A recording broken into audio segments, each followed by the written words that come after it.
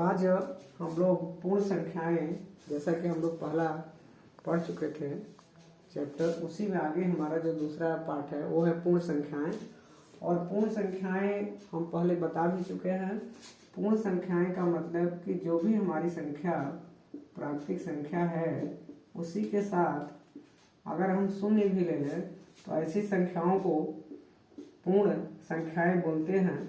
और उसी में एक एक क्या करते हैं, जोड़ते जाते हैं। और किसी भी दो पूर्ण संख्याओं का अंतर हमेशा क्या होता है, एक होता है। और उसके बाद हम लोग अभ्यास 2 पे चलते हैं। जैसे कि पहला प्रश्न है कि 3 क्रमागत पूर्ण संख्याओं में पहली और तीसरी का योगफल 28 है, तो संख्याएं ज्ञात कीजिए। तो यानी कि हमें बीच वाली संख्या निकालना है। तो अगर हमें जो है पहली और तीसरी संख्या का योगफल मालूम है तो हम लोग बीच वाली यानी मध्य वाली संख्या निकाल सकते हैं। मध्य वाली संख्या बराबर हो जाएगा पहली धन तीसरी का योग बटे 2। पहली संख्या धन तीसरी संख्या बटे 2। ऐसा करेंगे हम लोग तो हमें मध्य वाली संख्या मिल जाएगी। तो पहली संख्या कितनी है, पहली संख्या और तीसरी संख्या का योगफल हमें दिया है, दोनों संख्या नहीं दी है। तो पहली और तीसरी का योगफल कितना, 28। तो पहली और तीसरी की जगह क्या रख देंगे, 28 बटे क्या करेंगे 2 और भाग देंगे तो क्या आएगा 14। इसका मतलब बीच वाली संख्या मालूम हो गई। जब बीच वाली संख्या मालूम हो गई तो हम उसके आगे और पीछे दोनों संख्या ज्ञात कर सकते हैं। यानी इसकी आगे वाली संख्या क्या है 15 और इसके पीछे वाली संख्या क्या है 13। यानी क्रमागत संख्याएं क्या आ गई 13, 14 और 15। और हम देख अपने उत्तर की जांच भी कर लें कि पहली और तीसरी का योग 28 है। यहाँ पे पहली और तीसरी का योग 28 है। उसी तरह से हमारा चौथा प्रश्न है। चौथे प्रश्न में 3 क्रमागत पूर्ण संख्याओं में मध्य की संख्या 39 है। इस बार हमें मध्य की संख्या ही पता है तो तीनों संख्याएं ज्ञात की। क्योंकि जब मध्य की संख्या पता हो जाती है तो हमें तीनों संख्या निकालने में कोई दिक्कत नहीं है। आगे की संख्या में एक जोड़ देंगे और पीछे की संख्या में एक क्या करेंगे, घटा देंगे। इसका मतलब अगर मध्य की संख्या 39 है तो आगे की संख्या 38, इसके पीछे की संख्या 38 और उसके आगे की संख्या 40। यानी क्रमागत जो संख्याएं हमें निकालनी है, यानी तीनों संख्या जो निकालनी है वो कितना हो जाएगा 38, 39 और 40। क्यों? क्योंकि हमें मध्य की संख्या पता है तो हम तीनों जो है संख्या निकाल सकते हैं 38, 39 और 40। इसके बाद हम लोग अभ्यास 2 में चलेंगे। हम लोग 2B में अब चलेंगे।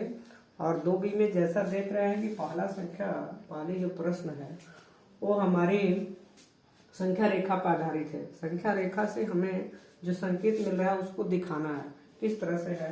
तो यहाँ से देखेंगे तो 0 से आगे बढ़ रहे हैं। कितने खाना बढ़ रहे हैं आगे, 1, 2, 3 और 4। इसका मतलब यहाँ पे हो गया 4।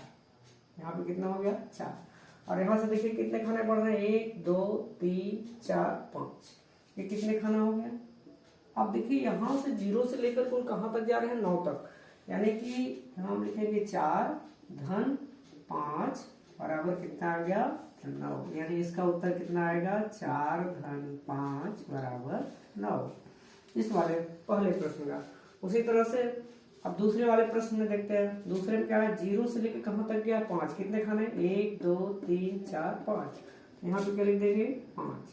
और यहाँ से देखिए कितने खाने आगे जा रहे हैं, 1, 2, 3, 4, 5, 6। यहाँ लिखेंगे 6। इसका मतलब ऊपर वाला जो हमारा संकेत है, यानी ये जो 4 धन 5 बराबर 9 ये ऊपर के लिए है। यहाँ पे जो संकेत होगा 5 धन कितना हो जाएगा 6। और 0 से कहाँ पहुंच रहे हैं हम 11। यानी ये किसके लिए संकेत हो गया, 5 धन 6 बराबर 11। ये 5 धन 6 बराबर 11 के लिए हुआ, ये 4 धन 5 बराबर 9। उसी तरह से अब इसी में जैसे यहाँ पे संख्या रेखा से हम लोग इसको हल किए हैं वैसे ही हल करके दिया, उसी को संख्या रेखा पे हमें दिखाना है।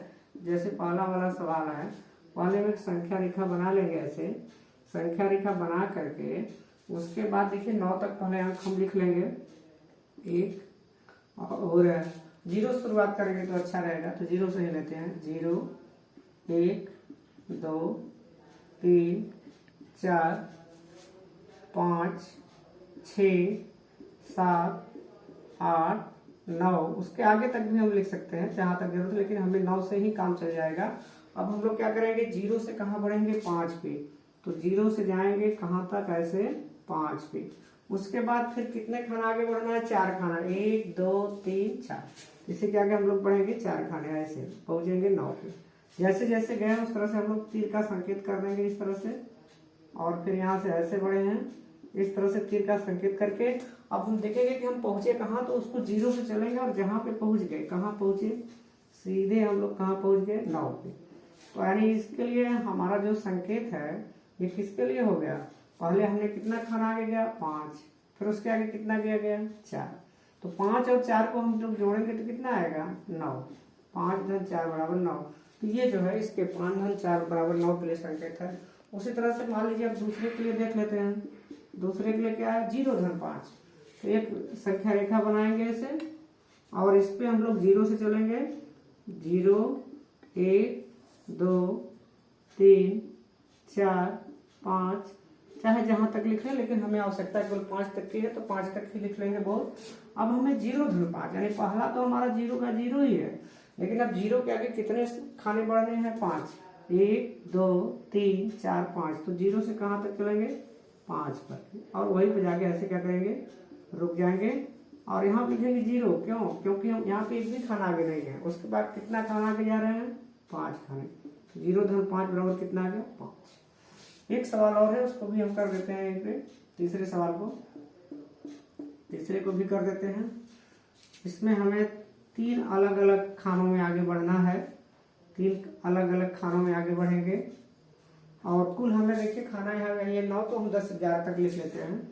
यहाँ हो गया 0 1 2 3 4 5 6 7 8 9 10, मान लीजिए 11 तक ऐसा लिख लेते हैं। अब उसके बाद देखिए क्या करेंगे, पहले कितने खाना 0 से आगे जाना है, 2।